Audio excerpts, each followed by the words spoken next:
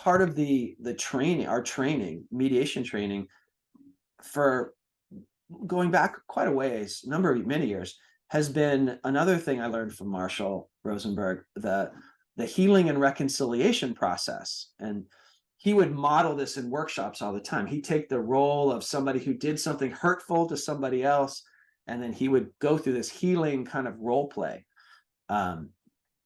And I figured out how to kind of break what are those steps that Marshall would go through, and how to make it into a mediation process of these four kind of phases of a healing and reconciliation conversation. And not only use it as role play for one-on-one work, but then how to actually facilitate two people going through those four steps of I also call it just flipping the order, reconciliation and healing. So it reconciles, but it heals at the same also.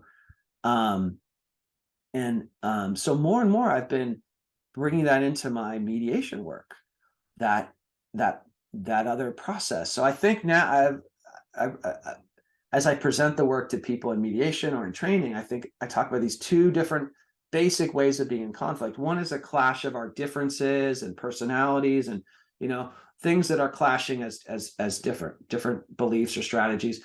And then there's conflict that's coming because of hurt, emotional hurt and pain, and the kind of traumas that get triggered in us, right? And this reconciliation healing is so powerful for the hurt that's driving a conflict. Yeah.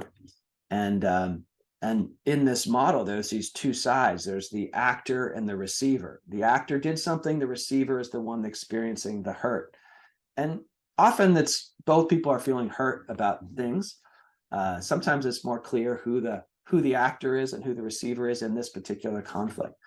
But I have just been bringing that into my mediation work in more and more creative ways, and it's been so powerful to just find new ways to bring that in. So what happened in a recent mediation was this one person, it was actually a family system. So there's 6 people involved in the mediation process. And this was adult family members, siblings and their spouses and parents. And what kind of emerged, and one of the clients actually came up with the idea herself of taking turns both going through the process, because there was hurt on both sides in various permutations. And so I facilitated 2 different times, 2 different permutations of people talking to each other, where they went through that process both ways. So the first time, like, one person went through as the being willing to play the role of the actor, while the other was the receiver and going through these steps of the conversation. And then they switched and did it the other way around. And they had that agreement ahead of time that they were going to take turns going through, both taking a turn being the actor and the receiver of different things that each felt some hurt about. And I'd never done it. I'd thought about it and then talked about it in workshops, but this was like, it actually happened in a mediation. And the idea even came from one of the clients involved. It really worked. It really, like, that was what it turned out to be the main process that we did, different variations of this healing and reconciliation process. And it took a situation that probably in a lot of ways was sort of irreconcilable. Like, it wasn't gonna, I think so many approaches just would not have worked with this particular conflict in this group of people. But this worked. It really worked.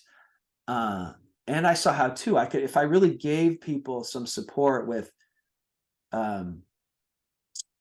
the language of feelings and needs, and really help them just kind of say, okay, just pick some words off here for feelings and for needs, and just keep that focus while you're listening, as to the other person, then they were able to do it.